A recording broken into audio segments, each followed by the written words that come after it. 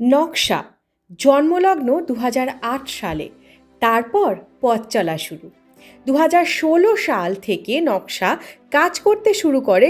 ২৮শে June শনিবার Golpark Ramakrishna mission museum এবং art গ্যালারিতে অনুষ্ঠিত হলো নকশার আর্ট এক্সিবিশন এবং ওয়ার্কশপ। তুলে ধরা হলো নকশার ছাত্রছাত্রীদের নিজের হাতের আঁকা ছবি, তরুণ সমাজকে উদ্বুদ্ধ করা এবং ভিজুয়াল আর্টের প্রতি তাদের আকর্ষণ এবং রুচিবোধকে জাগিয়ে তোলাই মূলত এই এক্সিবিশন এবং ওয়ার্কশপের মুখ্য উদ্দেশ্য। মেমেন্টো এবং শংসাপত্র ছাত্রছাত্রীদের হাতে তুলে দেওয়ার মাধ্যমে সেই বার্তাই দর্শকদের উদ্দেশ্যে পৌঁছে দিলেন সংস্থার কর্ণধার শ্রী পিনাকি চক্রবর্তী। দেখে নেব বিশেষ বিশেষ মুহূর্ত। সত্যি কথা বলতে কি, আমি একজন শিক্ষক হয়ে যেটুকুন বুঝতে পেরেছি যে এই এআই এর যুগে না কোথাও একটা বাচ্চাদের মধ্যে একটা একটা একটা মেশিনারি একটা প্রভাব চলে এসছে। একটা সবসময় একটা মেশিনারি প্রভাব এবং একটা সবসময় কপি করব, কোনো জিনিসকে নিয়ে করব, সেই জায়গাগুলো খুব কিন্তু নিজস্বতা, নিজে থেকে একটা জিনিস তৈরি করা, সেই জিনিসগুলো থেকে কিন্তু অনেকে হারিয়ে যাচ্ছে। তার মূলত কিছু কারণ দাঁড়ায় যে সেগুলো প্রপারভাবে যে তাদেরকে গাইডেন্স দিয়ে তৈরি করা। আমি শুধু নয়, এবং আমি নিজে একজন শিক্ষক, একজন নিজে আর্টিস্ট হয়ে আমি এই কথাই বলছি যে প্রপার গাইডেন্স এবং প্রপার যদি গ্রামাটিক্যাল জায়গা থেকে যদি না ওঠে, তাহলে কিন্তু কোনো স্টুডেন্ট ঠিকঠাকভাবে নিজেকে তৈরি করতে পারবে না। স্টুডেন্টদের সবসময় কিন্তু এখন যেটা করতে হবে যে যতটা পারবে, যারা ছবি আঁকার জগতে থেকে যাওয়ার চিন্তাভাবনা করছে, তারা যতটাভাবে এই মোবাইল জাতীয় জিনিসটাকে একটু দূরে সরিয়ে কাজ করতে হবে। তোমাদের আশেপাশে নেচারে যা আছে, যে জিনিস আছে, সেটাকে নিয়ে তুমি ছবি করার চেষ্টা করো। সেটা থেকে তুমি নানা রকম সাবজেক্ট বেছে নাও, সেটাকে একটা অবজেক্ট করে সেটা থেকে একটা স্টোরি তৈরি করো, সেটা নিয়েই কাজ করো। যতটা পারবে অন্যকে অনুকরণ করা বন্ধ করতে হবে।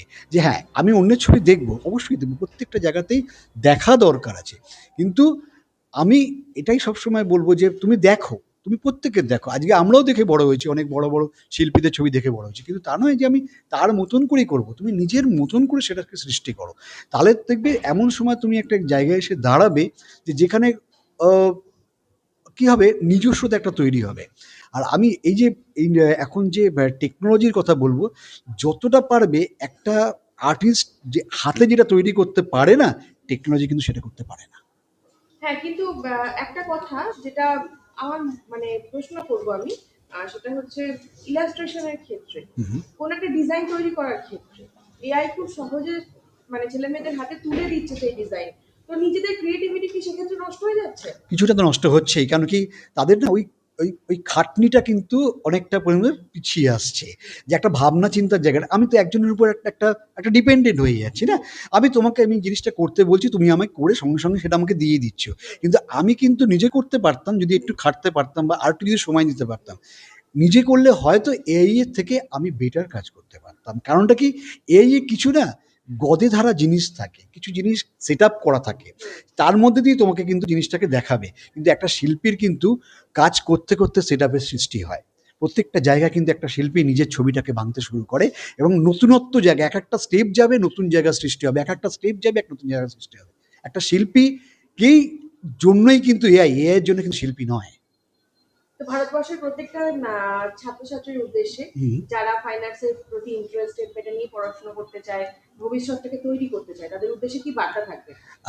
সবার আগে যেটাই বলবো যে ছোটবেলা থেকে যদি তোমরা আগে দেখো, দেখতে শেখো, এবং সবথেকে বড় যে তুমি ওই ছবিটাকে না বাহন করতে শেখো।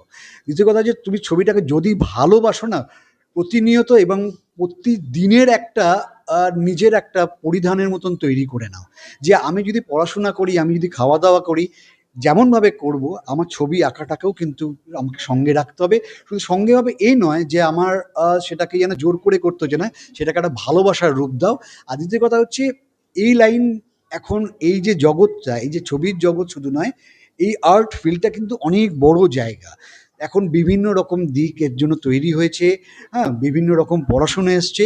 নিজেরা একটুখানি ভাবনা চিন্তা করতে হবে, নিজেরা একটু দেখতে হবে, দেখে সেই দিকে আস্তে, আস্তে নিজেদের কিন্তু নিজেরা নিয়ে যেতে পারবে।